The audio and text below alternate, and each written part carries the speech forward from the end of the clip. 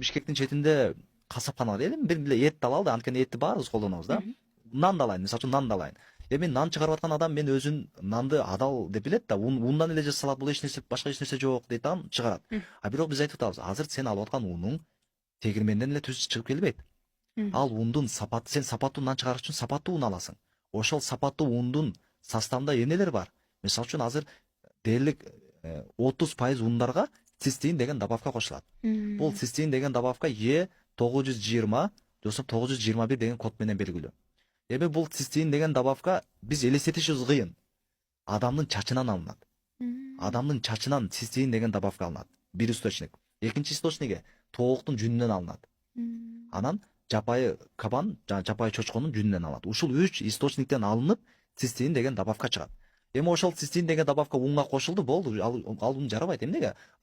Шариятта адамдын денесинен бөлүнүп чыккан заттарды жегенге болбойт. Эми бизден бөлүнүп чыккан зат чач болобу, тырмак болобу айырмасы жок. Кайсыл бир тамакка кошулду, болду, ал тамакты жегенге болбойт. А эми чочко боюнча айтпай эле коеюн. Да, чочко боюнча Аллах Таала өзү прямой айтып атат да, чочко силерге арам кылынды. Эми ошол ундан даяр болуп аткан нан, ундан даяр болуп аткан булочка, ундан даяр болуп аткан лагман мисалы үчүн, да, тестилер мисалы үчүн, самсылар, ким билет да, ким мисалы үчүн ким нанды арам деп алат мисалы үчүн, кимдин нанды адал деп алат. Өзү билип мен нанды адал чыгарам деп айта алат. А эгер адал деп чыгара турган болсо да биз айтып атабыз, бул маселе бар унда. Да? Ошол себептен билбесең мындай бекер күнөөгө батпа. Да?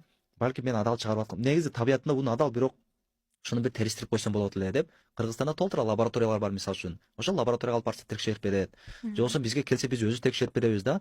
Ошондой маселе. Ошол үчүн биз айтабыз, кофе иштетесиңби, эт чыгарасыңбы, ун чыгарасыңбы, нан чыгарасыңбы, кондитер жасайсыңбы, шоколад чыгарасыңбы, айырмасы жок. Просто билген адамга текшер. Мисалы үчүн биз нике кыйып атканда өзүбүздү нике кыя албайбыз да. Аны билген адамдан барып нике кыйдырабыз, мечитке барып. Да? Биз мисалы үчүн турмушубузда, ибадаттарыбызда, намазыбызда же даратыбызда кандайдыр бир фихий маселе келип чыкканса, дароо бир имамга кайрылабыз. Эмнеге десе ал билет. Да, ошол иштин адиси деп ага кайрылабыз.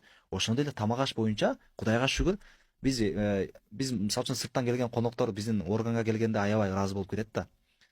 Кыргызстанда ушундай бир компетенттүү орган бар экен деп ыраазы болуп кетет. Ошон үчүн биз айтабыз, бизге келгиле. Кудайга шүгүр, бизде ушундай тамак аш өндүрүшүндө жүргөн эксперттерибиз бар. Алардан келип сураса, шариятта кандай, өндүрүштө кандай, аны кантип тандаш керек, кантип жеш керек, кантип жебеш керек, бүт баардыгын чиймелеп көрсөтүп берет. Да? Биз мусулмандар аракет кылышыбыз керек. Пайгамбар саллаллаху алейхи хадисинде келгендей, акыркы заман келгенде динди кармангандар чок кармагандай болот деди. Динди кармангандар чок кармагандай болот деди. Бул кайсыл сферадан алып карабаңыз дал мына ошондой. Тамак аш өндүрүшүндө деле дал ошондой. Азыр мусулмандарды тамак аштан уулагандар аябай көп. Дин душмандары тамак аштан кирип атат да бизге мисалы үчүн. Эми ошонун адал арамын ылгап жеш как чок кармаган сыяктуу. Аны рынокто, арам басып кеткен рынокто адалды табыш чындыгында бир аз татаалыраак. Бирок алхамдулилла, нан десе нандын адалы бар, шоколад десе шоколаддын адалы бар, суусундук десе соктун адалы бар, торт десе торттун адалы бар. Эмне керек болсо биз адал сертификациядан өткөргөнгө жетиштик. Кудайга шүгүр. Эми ошол арамды эмес, адалды дасторконуңузга толтуруңуз, болду, маселе чечилет. Элдин милдети ошол издеп табыш керек экен, ошол адалды, адал нерсе. Анан бул эфирди көрүп аткандар айтышы мүмкүн да, бүтүн эле нерсенин баарын арам кылып салдыңар, эмнени жейбиз депчи. Аллах Таала Куранда арам кылган нерселер саналуу эле.